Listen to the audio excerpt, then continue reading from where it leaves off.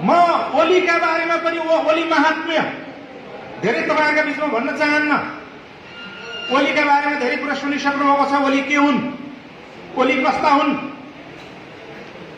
उनी बा हुन् कि प्रेत हुन्, तपाईहरुले सबैले थाहा भइसकेको छ। उनी के हुन् भन्ने खालको कुरा मैले धेरै कुरा भन्नु पर्दैन।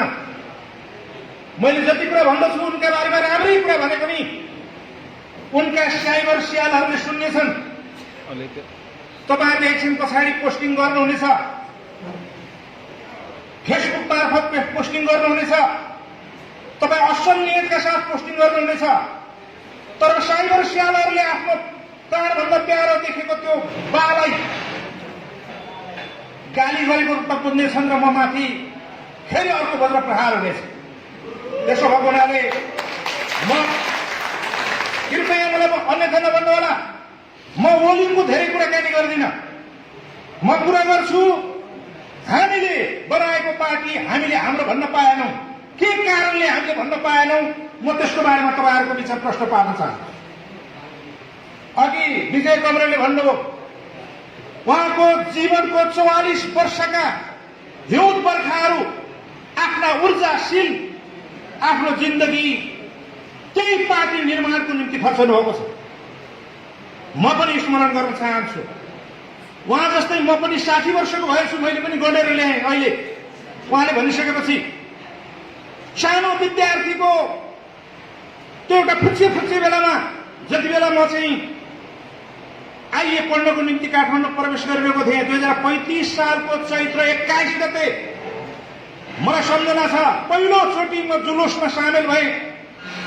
पाकिस्तानका पूर्व प्रधानमन्त्री जुल्फिकार अली भट्टोलाई चाहिँ त्यहाँ फाँसी दिएर मारियो।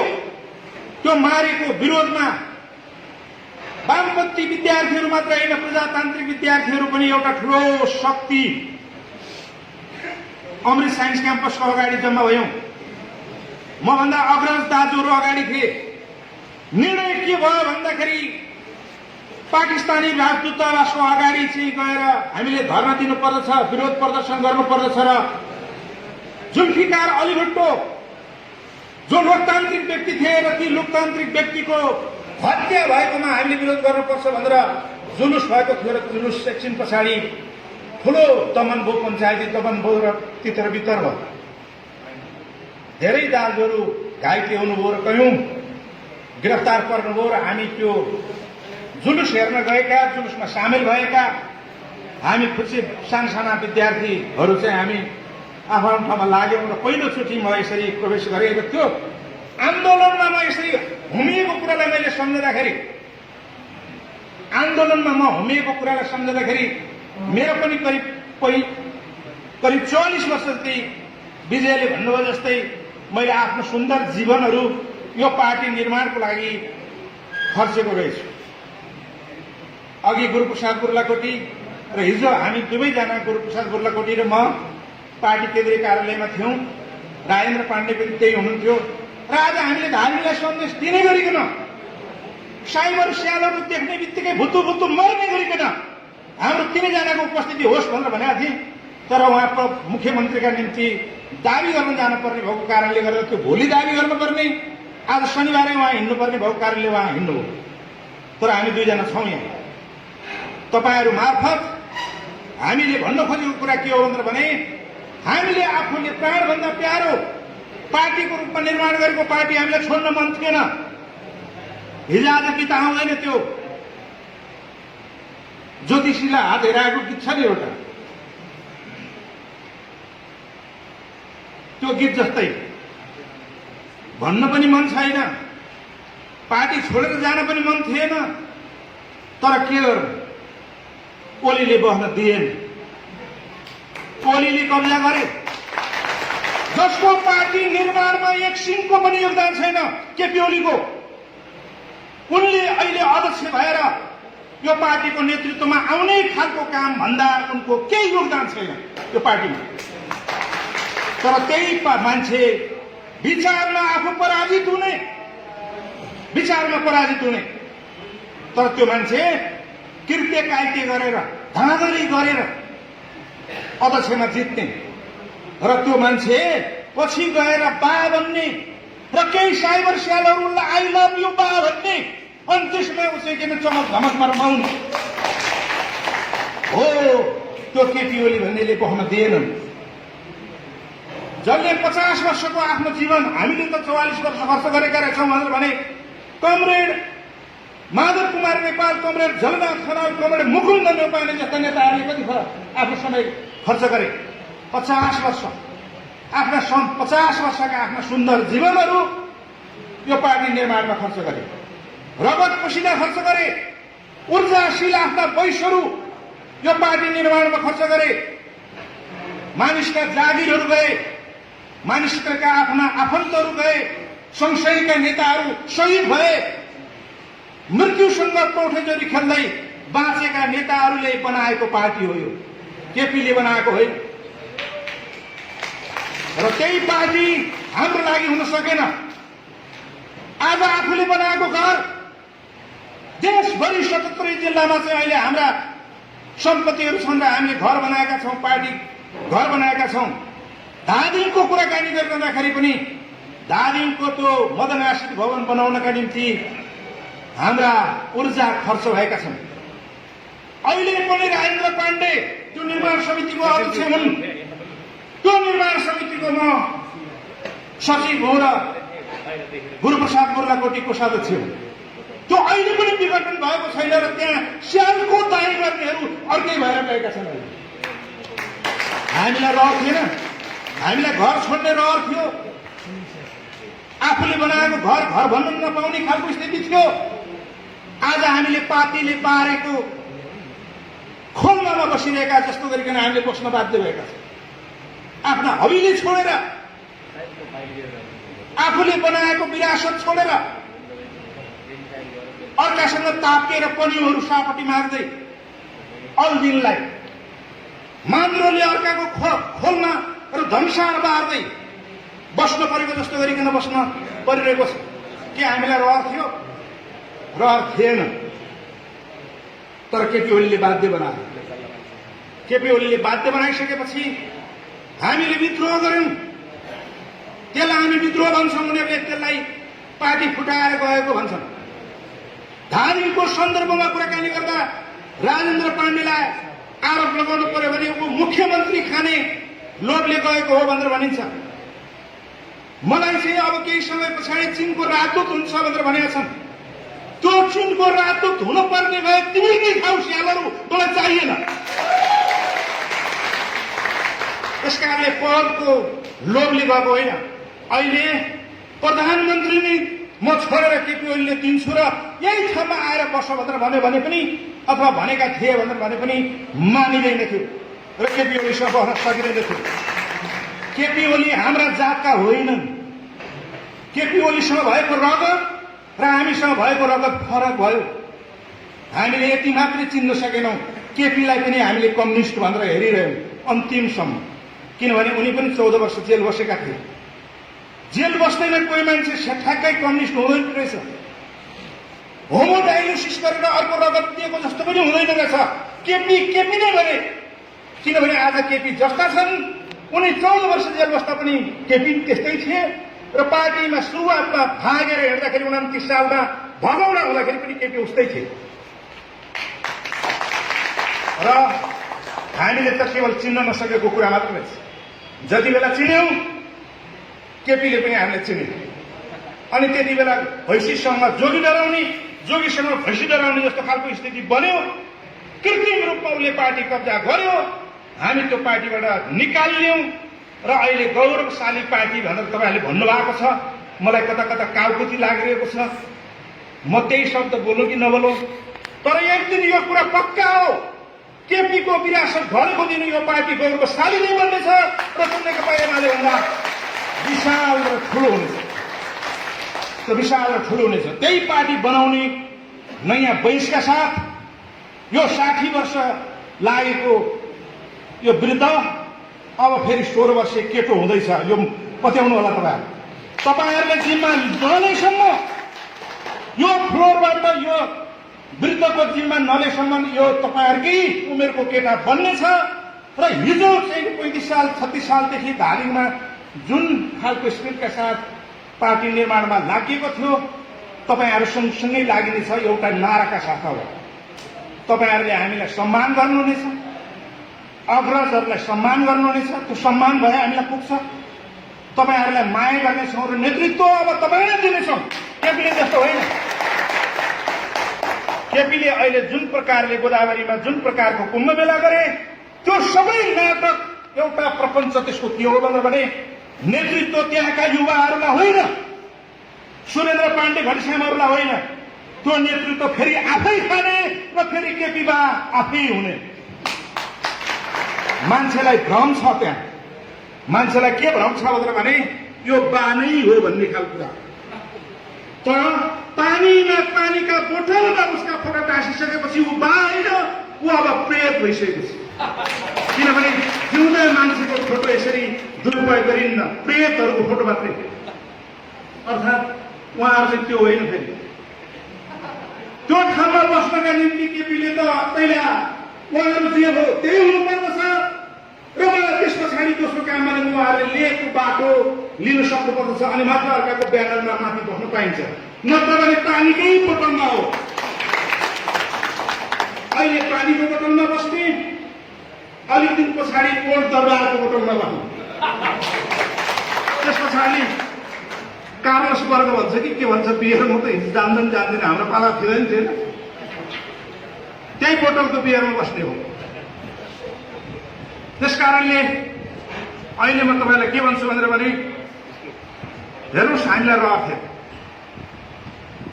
जब यो पार्टी हामीले 2035 साल पौष 11 गते गठन गरेको नेकपा माले त्यति बेलाको पार्टी पनि रहेन। अघि कमरेड विजय गुरुङले सम्झाउनु भएको 2047 पौष 22 गते बनाएको पार्टी तत्कालीन नेकपा माले र तत्कालीन नेकपा मार्क्सवादी मिलेर अथवा कमरेड मदन भण्डारी र कमरेड मनमोहनले मिलेर कमरेड पुष्पलाललाई मान्दै आदर्श व्यक्तित्व मान्दै उहाँले बनाउनु भएको पार्टी त्यो जगमा उभिएर जब नयाँ पार्टी बनाउने अठोट गर्नुभयो, त्यति बेलाको अध्यक्ष कमरेड मनमोहन अधिकारी, त्यति बेलाको कमरेड महासचिव कमरेड मदन भण्डारी, उहाँहरूले बनाउनु भएको पार्टी नेकपा एमाले। त्यो नेकपा एमाले भन्दाखेरि कस्तो पार्टी बनाउनु हो उहाँहरूले भन्दा म एउटा प्रसङ्ग सुनाउँछु। म अध्यक्ष त हुँ, तर नेकपा एमालेको नेता म हुन सक्दिनँ। म वृद्ध भइसकेँ। म त्यो खालको ल्यागत पनि राख्दिनँ। म यो पार्टीको अध्यक्ष भए पनि यो पार्टीको नेता कमरेड मदन भण्डारी हुन् भन्न सक्ने आँट कमरेड मनमोहनसँग थियो र कमरेड मनमोहनले त्यसै भन्नु र त्यसैले कमरेड मदन भण्डारीले पनि के भन्नुभयो भने हाम्रो श्रद्धेय अध्यक्ष कमरेड मनमोहन अधिकारीको नेतृत्वमा, उहाँको अगुवाईमा, उहाँको अभिभावकत्वमा, उहाँ मेरो अग्रज हुनुहुन्छ। त्यति बेला कति जम्मा 37 वर्षको हुनुहुन्थ्यो कमरेड मदन भण्डारी। त्यस्तो बेलामा उहाँका भाषणहरू जसरी चर्चामा आएका थिए, हामीलाई पनि लाग्थ्यो नेता हुनु त यस्तो, भाषण गर्नु त कुन सरस्वती यिनका मुखमा बसेका रहेछन्। एकैचोटि 50,000 मान्छे जम्मा गर्यो भने एकैचोटि ती 50,000 मान्छेलाई दुरुक्क उफार्न सक्ने र नेकपा एमाले बनाएर हिँड्न सक्ने तागत, यिनकै जस्तो तागत हामीलाई पनि आइदिए हुन्थ्यो भनेर हामीले कामना गर्यौं। तर त्यो जो पाइ उमा आउन सक्दैन रहेछ र त्यसरी हाम्रो मनमनको नेता हुन सके उनी। र त्यति बेलाको नेकपा एमाले जति बेला एमाले त्यति बेलाको नेकपा एमालेको रूपमा रहेन, त्यति बेलाको नेतृत्वको रूपमा जब केपी रहे अनि हामीले यो पार्टीमा बस्न सकेनौं। जति बेला तपाईहरुले कमरेड मनमोहन अधिकारी तत्कालीन सरकारको लोकप्रिय सरकार, पहिलो कम्युनिस्ट सरकार, उनी प्रधानमन्त्री थिए। प्रधानमन्त्री भएको जम्मा 6 महिनामा उहाँलाई अविश्वासको प्रस्ताव राख्ने खालको स्थिति पर्यो। अनि हामी जबरजस्त विघटनमा जाने खालको स्थिति बन्यो। यद्यपि त्यसको पनि समीक्षा हुन बाँकी छ। मुद्दा अदालतमा गयो, फैसला हुन 3 महिना लाग्यो, 9 महिनासम्म हामी बस्यौं। त्यसैले म के भन्छु भने जम्मा जम्मी हामीले काम गरेको 4 महिना मात्रै हो। जम्मा जम्मी काम गरेको 4 महिना, 4 महिना बितिसके पछाडि हाम्रो लोकप्रिय खालको कार्यक्रमबाट तिलमिलाएकाहरूले हामीले ढाल्न कोसिस गरे, उनीहरू ढाल्न कोसिस गरे, हामी बलियो हुँदै जाने खालको प्रक्रिया चल्दै गयो। 6 महिनासम्म यहाँनिर रह्यौं र अर्को 3 महिना ग्रेस पिरियडको कुराकानी गर्ने हो भने 9 महिना गर्दाखेरि जुन प्रकारको लोकप्रियता हामीले आर्जन गर्यौं, त्यो लोकप्रियताको धरातलमा पार्टीको मूल्याङ्कन गर्ने हो भने त्यो बेलाको चाहिँ साँच्चै भन्यो भने नेकपा एमाले भनेको त्यस्तो पार्टी हो। त्यो नेकपा एमाले जब त्यस्तो रहेन, कमसेकम 51 सालको जस्तो खालको चाहिँ नेकपा एमाले रहेन। 51 मा भएको नेकपा एमालेको खुट्टामा पनि झुन्ड्याउन नमिल्ने केपी ओलीको जब नेतृत्वको नेकपा एमाले रह्यो, त्यस पछाडि अन्तर्विरोध सुरु भएर हामी त्यो पार्टीमा बस्न सकेनौं र हामीले विद्रोह गर्यौं। त्यसैले म भन्छु बुदागत रूपमा हामीले विद्रोह गर्नुको एउटै कारण के हो भने जब केपी ओलीमा व्यक्तिवाद हावी भयो, त्यो व्यक्तिवाद दक्षिणपन्थीतामा देखियो। म व्याख्या गर्दिन व्यक्तिवाद भनेको के हो, तपाईँ आफै पढ्नुहोस्। हिजो आज युनिभर्सिटीमा पढाउँदाखेरि चाहिँ प्रोफेसरहरूले जुन शब्द प्रयोग गर्छन्, शब्दको व्याख्या गरेर बोर्डमा लेखेर व्याख्या पढाउँदैन। तपाईँ डिक्सनरी कन्सल्ट गर्नुहोस् भनेर भन्छन्, तपाईँ वेबसाइटमा जानुहोस् भनेर भन्छन्, बरु वेबसाइटको उनले एड्रेस दिन्छन्। त्यसै कारणले म व्यक्तिवाद भन्छु।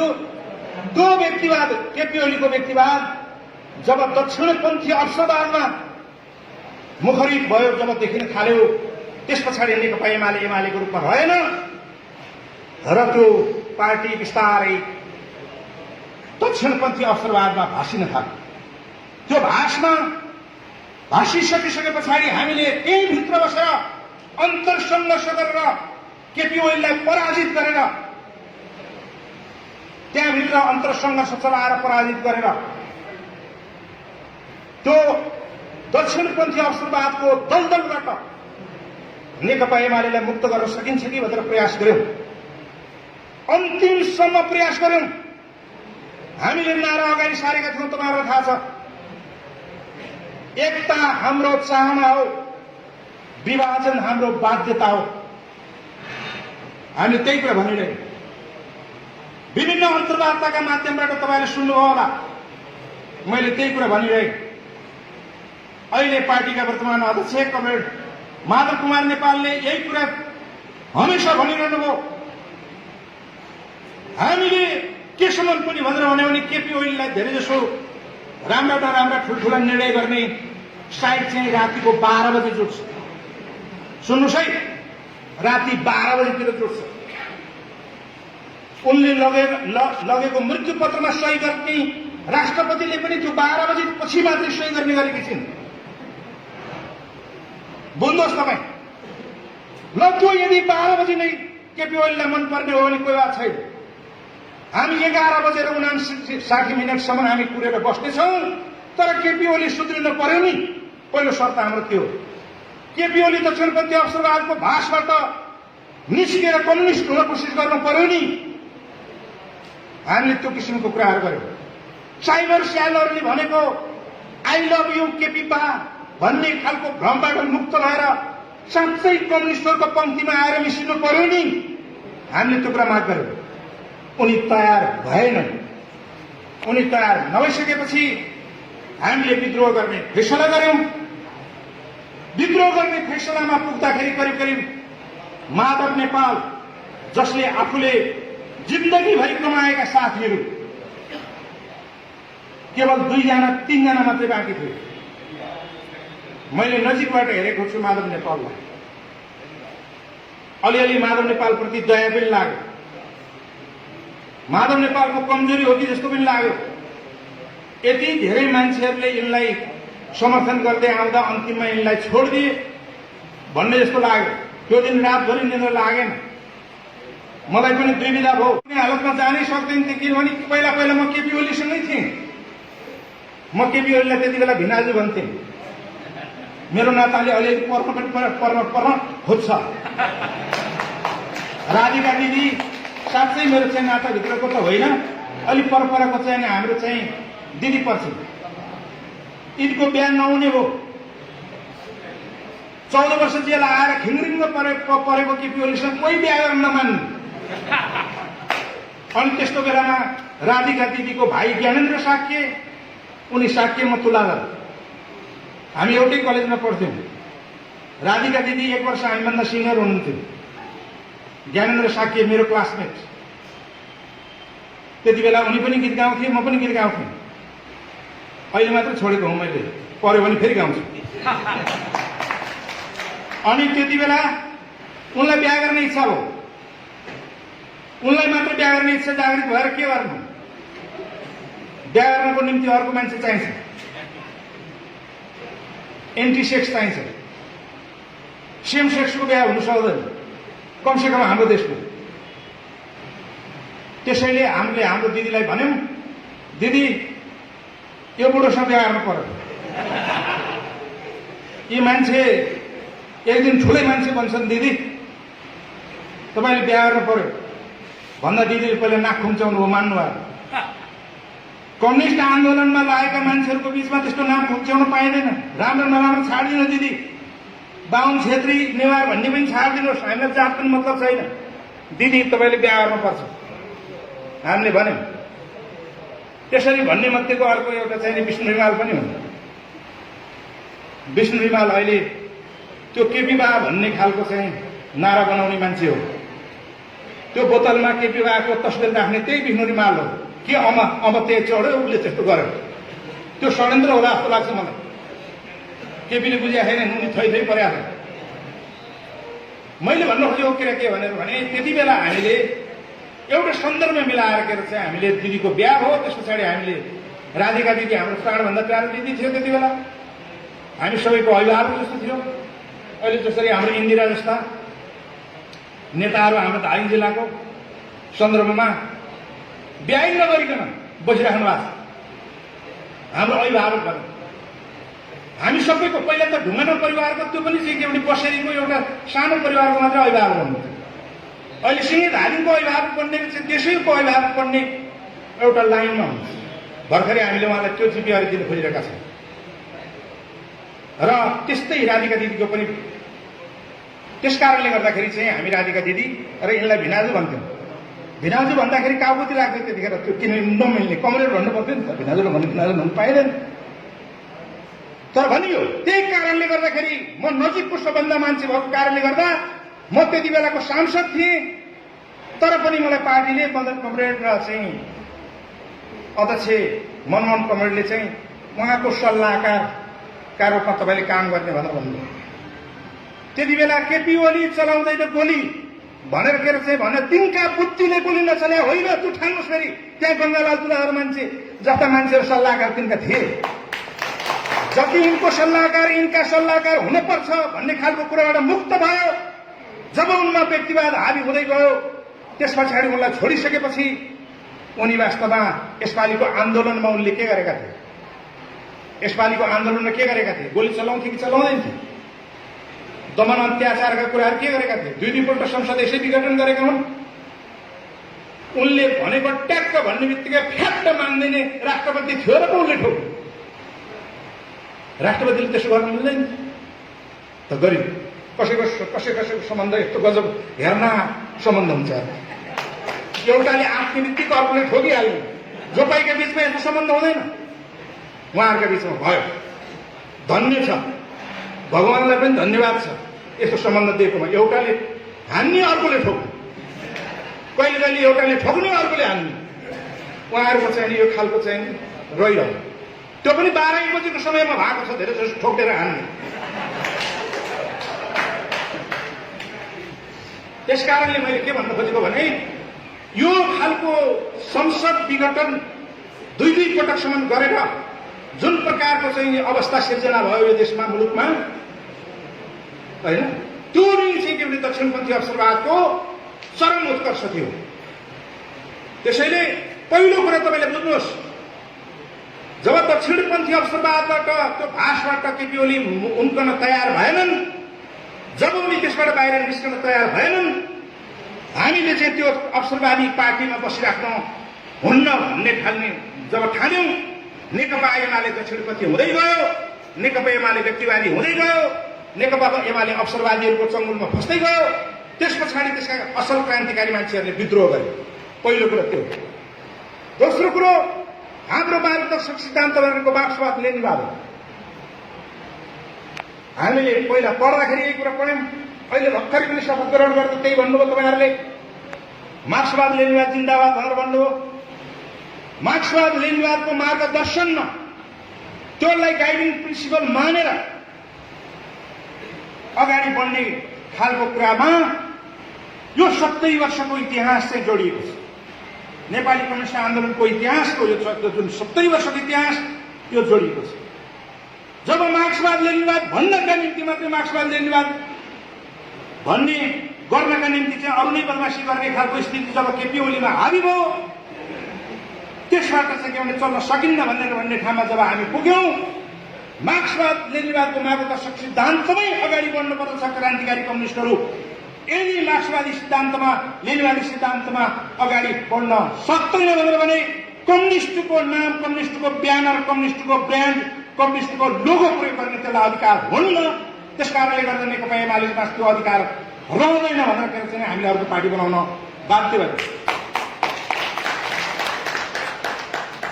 अर्को कुरा, कमरेड मदनले के भनेदेखि चाहिँ 2049मा हाम्रो पार्टीको 9औं महाधिवेशन, हाम्रो 5औं महाधिवेशन, 5औं महाधिवेशनमा जनताको बहुदलीय जनवादको सिद्धान्त उहाँले प्रस्तुत गर्नुभयो। त्यसैले कमरेड मदन भण्डारीलाई हामी जनताको बहुदलीय जनवादी सिद्धान्तको प्रणेता भन्छौँ, त्यसको आविष्कारक भन्छौँ। त्यसको कपिराइट उहाँलाई मात्रै छ, अरूले त भजाएका मात्रै हो। हामीले त्यो इमान्दारितालाई पक्ड़न कोसिस गर्यौं। हामी पनि असल उहाँका अनुयायी हो कि होइनन् भन्ने कुरा इतिहासलाई फैसला गर्ने, इतिहासलाई विश्लेषण गर्ने जिम्मा दियौं। हामी ठिक बेठिक के हौं, हामीले कसरी हिँडेका छौं, हामी अहिले भन्दैनौं। तर हामी इमानका साथ हामी के भन्छौं भने जनताको बहुदलीय जनवादको सिद्धान्त प्रतिपादन भइसकेपछि, जब 90को दशकमा युरोपमा चाहिँ कम्युनिस्ट पार्टीहरू धाराशायी भइरहेका थिए, ठूला ठूला पर्खालहरू गरिनामको रूप ढलिरहेका थिए, ठूला ठूला कम्युनिस्ट विरासतहरू समाप्त हुँदै थिए, कम्युनिस्ट किल्लाहरू भत्काउँदै थिए, पुँजीवादीहरूले चाहिँ त्यो खालको षड्यन्त्र बुन्दै थिए र उनीहरू त्यसमा सफलता प्राप्त गर्दै थिए। त्यो सफलतामा हामीलाई अलिकति पनि विचलित भइकन यदि कमरेड मदन भण्डारी हुनुहुन्न थियो भने हामीलाई शङ्कै छ। केपी ओलीप्रति त हामीलाई कुनै विश्वासै छैन। यिनका सिद्धान्त घरिघरि कस्ता कस्ता सिद्धान्त प्रतिपादन भएका छन् तपाईँलाई थाहा छ। 2062-63 आन्दोलनमा जब गणतन्त्र स्थापना गर्नुपर्छ भनेर सडकमा मान्छेको टाउको फुटिँदै थिए, हामी सडकमा थियौं। संजोगले हाम्रो टाउको फुटिएर टाउको फुटाइ माग्ने मध्येको एकजना महिला नेता हिजो भर्खरमा हामीले उनलाई मन्त्री बनायौं, रामकुमारी झाँक्री। अहिले मन्त्री भएकी छिन्। आन्दोलनकारीहरूले आन्दोलनमा टाउको मात्रै फुटाइ माग्दैनन्, बाँची बसेर इमान्दार सतीशाल जस्तो भएर, वीरको टाकुराको सतीशाल जस्तो भएर बाँची बसे भने मन्त्री पनि हुन्छन् र कुनै बेला प्रधानमन्त्री पनि हुन्छ। कुनै ठुलो कुरा होइन यो। राजनीतिमा यस प्रकारको हारजित भइरहन्छ, प्राप्ति र अप्राप्ति भइरहन्छ र यसरी त्यो आन्दोलन गरिरहँदाखेरि त्यो आन्दोलनलाई टुस्याउनका निम्ति, त्यो आन्दोलनलाई धुलिसात गराउनका निम्ति प्रतिक्रियावादीहरूको बुई चढेर यो केपी ओली भन्ने मान्छे,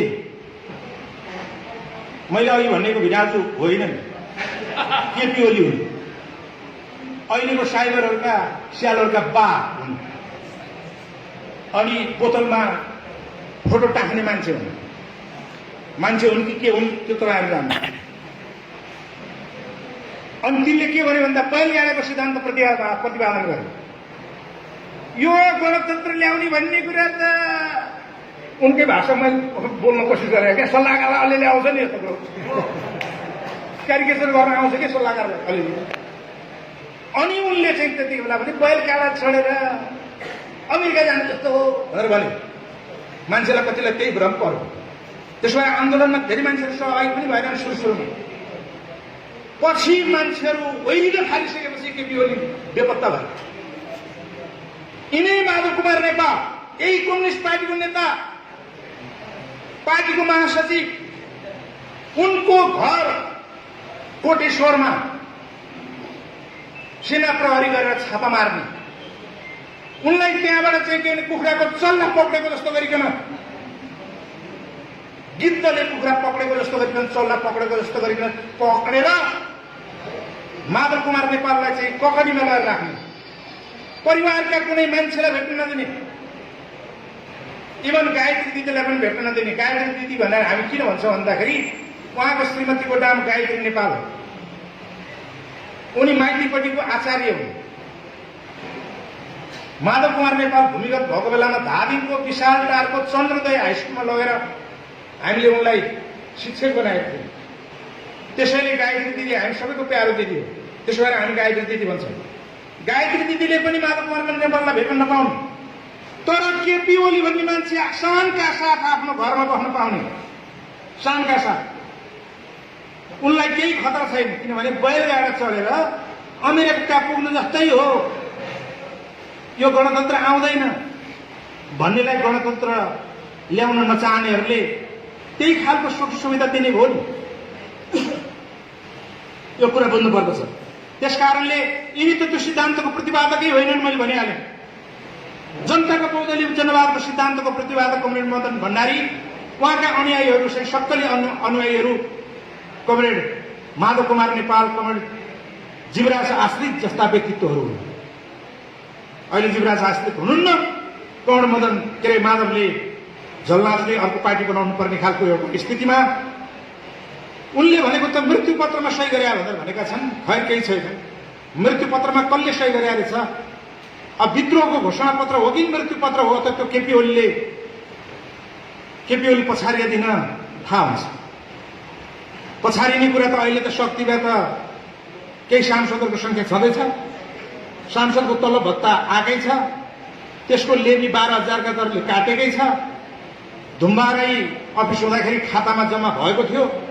अहिले हामी पार्टी दर्ता गरिसके पछाडि अदालतले त्यो पैसा आधा आधा पार्छ अरे भनिसकेपछि त्यो पनि फत्तै निकालिसकेर पैसा निकालिसकेर होइन। त्यो हिसाबले चाहिँ के भने अहिले केपीहरूले जे खालको कुराहरू गरिरहेका छन्, अब यो अवस्थालाई हेर्दाखेरि चाहिँ उनी अहिले यो सिद्धान्तको